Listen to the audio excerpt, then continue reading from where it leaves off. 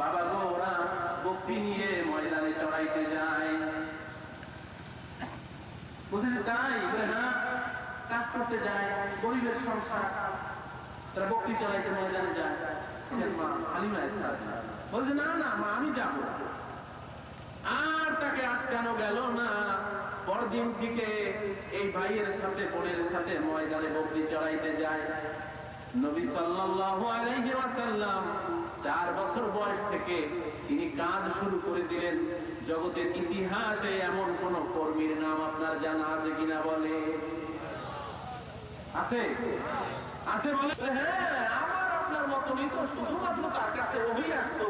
কোরআনে এই কথা বলছে, কুল ইন্নামা আনা বাশার। তাই বললাম সে তো ভালো কথা, কিন্তু আপনি যে বলেন আপনার আমার মতন মানুষ, ওনার কাছে ওহী আসতো, আপনার আমার কাছেও কি ওহী আসে? বলে না, তা তো আসে না। তাহলে ওহী আসে আর ওহী আসে না, এই দুইজন লোকের মধ্যে পার্থক্য কেমন?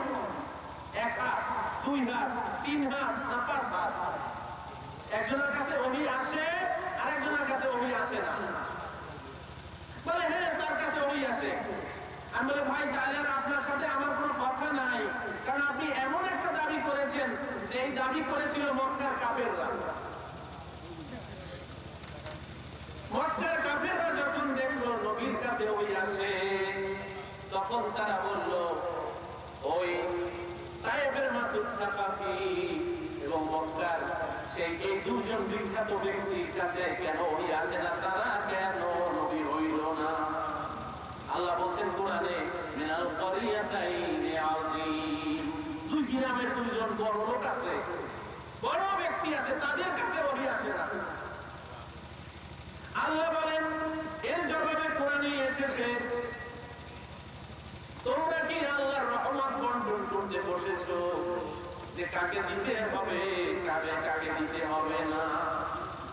দোস্তরে, ওই মক্কার কাফেরদের সঙ্গে কথার সঙ্গে তোমার কথাটা কিন্তু মিলে গেছে।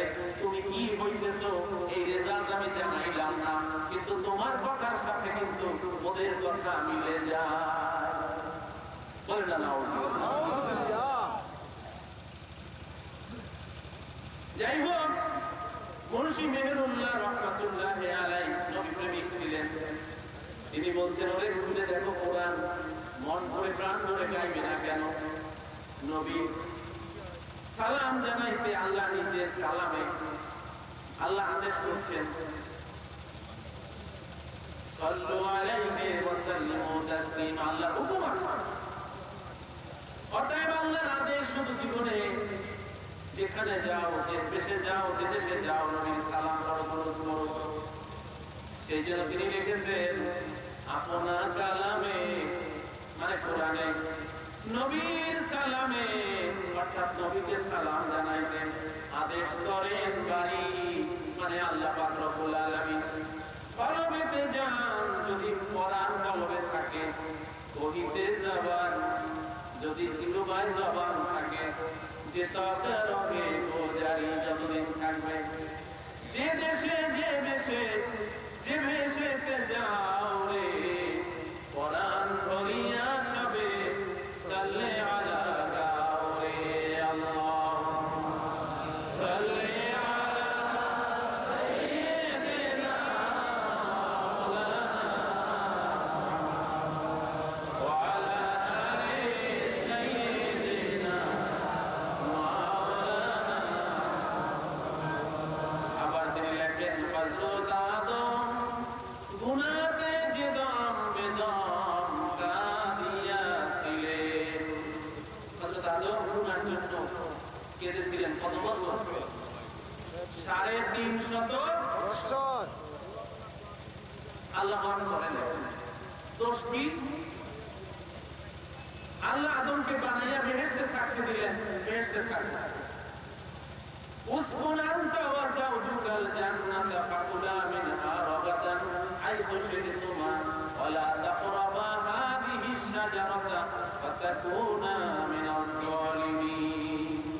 আদমকে বললেন তুমি আর তোমার স্ত্রী বেহেশতে থাকো, সবকিছু খাইবা, এই গাছের ফল খাইবা না, এই গাছের ফল খাইবে না। শয়তান কি করলো? আদমকে বুঝাইয়া শুনাইয়া কোন রকম কায়দা করে গন্ধম খাওয়াইয়া দেবেন। এখন আল্লাহ বলেন, ও আদম আর এই জান্নাতে থাকতে পারবে না, জমিনে নেমে চলে যাও, জমিনে চলে যাও, জমিনে নেমে পড়ো, এখানে আর থাকা যাবে না।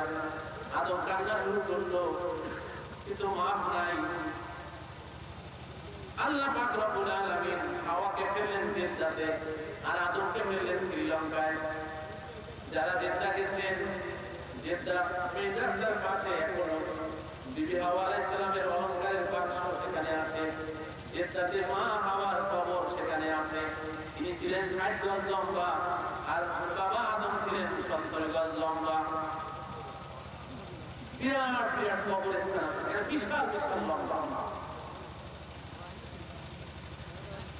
দুইজন দুই জায়গায়, এক জায়গায় বললে না হয় একটা কথা বলতো, দুজনে মিলে মিশে কান্দা যাইতো, ঘুরে কান্দা।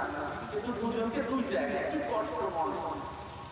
কাঁদতেছে দুইজন, কাঁদতে কাঁদতে 350 বছর শেষ, মাপ নাই। এবার আদম বলতেছে, ও আল্লাহ মাফ করে দাও, আমার একটা কথা মনে হয়েছে, সেই কথা রসিলায় তুমি মাফ করে দাও। কথাটা কি?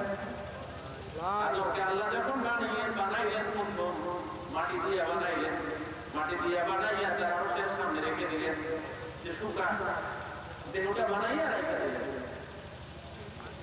ফেরেশতাদের বললেন, দেখবা মাঝে মাঝে শুকায় কিনা। ফেরেশতারা হাইটা যায় আর টোকা দিয়ে দেখে যে শুকাইছে কিনা। আদমের শরীরের মধ্যে টোকা দিয়ে দেখে শুকাইল কিনা। আদম ওই টোকা খেয়েছে, যার জন্য আজ পর্যন্ত সব বনি আদম মাটির হাড়ি পাতিল কিনলেও একটা টোকা দিয়ে দেখে ঠিক আছে কিনা। ঠিক না? হাতে নিয়ে একটা টোকা দিয়ে দেখে না, ওই অব্বার কাছে তো টোকা খাওয়ার। যখন টন টন করতেছে, আওয়াজ হচ্ছে, আল্লাহ পাক রব্বুল আলামিন রূহ ঢুকিয়ে দিলেন। ওয়ানাফাখতু ফীহি মির রূহি ওয়া কাউ লাহু সাজিদিন। রূহ দিয়ে দিলেন। অপারেশনের রোগী হুশ হইতে একটু সময় লাগে না? ঠিক আদমও স্বাভাবিক হইতে একটু সময় লাগলো। যখন পুরো হুশে আসতেছে, তখন রোগীর পাশে বসে ডাক্তার কিন্তু ডাকে, নাম ধরে ডাকে, বসে আসো। আল্লাহ পাক রব্বুল আলামিন ডাকতেছেন আদমকে। সর্বপ্রথম যেই ডাকটা দিলেন, ইয়া আবা মুহাম্মাদিন ইরফা রাসাকা, ও মুহাম্মাদের বাপ একটু মাথা উঠাইয়া বসো। সুবহানাল্লাহ। হাওয়ারে তো বানাই নাই, হাওয়ার সৃষ্টি হয় নাই তখনো, কেবল আদমের সৃষ্টি।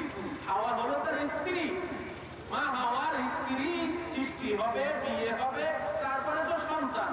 এর আগেই বলতেছে, ও মুহাম্মাদের বাবা মাথা উঠাও।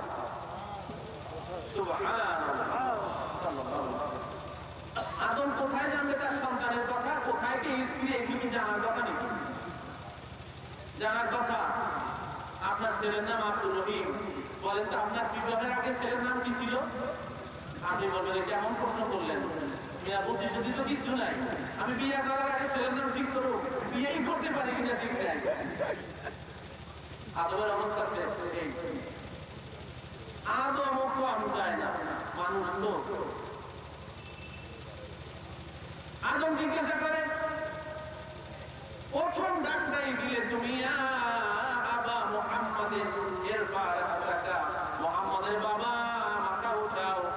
আল্লাহ গো, লিমা কান্নাইতানি আবা মুহাম্মাদিন, তুমি আমাকে মুহাম্মাদের বাপ ডাকলে কেন? আদম ডাকলি তো। মুহাম্মদকে মুহাম্মাদের বাপ কেন ডাকলে?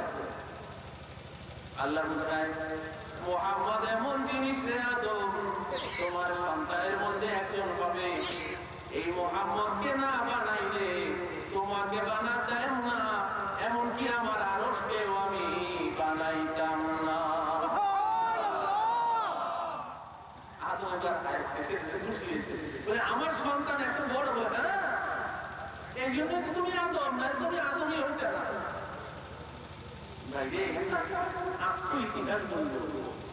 জিয়াউর রহমান তখন সামরিক আইন প্রশাসক, তার উপসামরিক আইন প্রশাসক যিনি ছিলেন, তিনি একবার দক্ষিণ অঞ্চলীয় জেলা পিরোজপুর ভ্রমণে গেছেন। পিরিজপুর মহকুমার তখন পুলিশ সুপার হচ্ছেন ওই যে সামরিক আইন প্রশাসকের বাবা।